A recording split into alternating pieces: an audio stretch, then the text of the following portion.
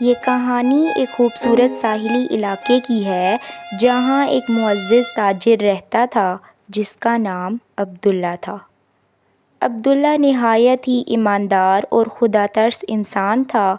وہ اپنی ایمانداری اور اخلاق کی وجہ سے پورے علاقے میں مشہور تھا۔ عبداللہ کے پاس ایک قیمتی ہیرا تھا جو اس نے ایک خاص موقع پر اپنی بیوی کو تحفے میں دیا تھا۔ وہ ہیرا بہت ہی نایاب تھا اور بہت قیمتی بھی تھا، اور اس کی بیوی اسے بہت عزیز رکھتی تھی۔ وہ جہاں بھی جاتی وہ ہیرا ساتھ لے کر جاتی تھی۔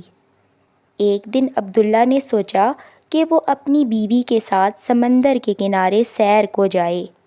وہ دونوں سمندر کی خوبصورتی سے لطف اندوز ہو رہے تھے اور نیلے پانی کی لہریں اور ہلکی ہلکی ہوا نے ماحول کو دلکش بنا رکھا تھا۔ عبداللہ اور اس کی بیوی باتوں میں مصروف تھے کہ اچانک عبداللہ کی بیوی سے وہ ہیرا پانی میں گر گیا۔ عبداللہ نے فوراً اسے تلاش کرنے کی کوشش کی، مگر سمندر کی گہرائی اور تیز لہروں کی وجہ سے وہ ہیرا نظر نہ آیا۔ دونوں بہت پریشان ہو گئے اور عبداللہ نے دعا کی کہ اللہ تعالیٰ اس کی مدد کرے۔ انہوں نے ہر ممکن کوشش کی مگر ہیرا نہیں ملا۔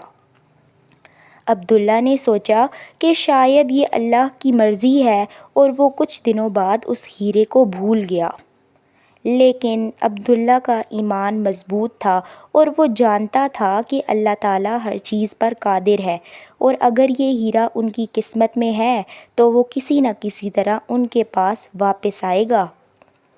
کچھ وقت بعد ایک مچھلی پکڑنے والا اس علاقے میں آیا اور اس نے عبداللہ کے سامنے ایک بڑی مچھلی پیش کی۔ عبداللہ نے مچھلی خرید لی اور اسے گھر لے آیا۔ جب عبداللہ کی بیوی نے مچھلی کو کاٹا تو اس کے پیٹ میں وہی قیمتی ہیرا ملا۔ عبداللہ نے یہ دیکھ کر اللہ کا شکر ادا کیا اور کہا، یہ اللہ کی قدرت ہے، وہ جسے چاہے جب چاہے عطا کر سکتا ہے۔ عبداللہ نے اس واقعے سے سیکھا کہ اللہ تعالیٰ کی مرضی کے بغیر کچھ بھی ممکن نہیں۔ ہمیں ہمیشہ صبر اور شکر کرنا چاہیے اور اللہ پر مکمل بھروسہ رکھنا چاہیے۔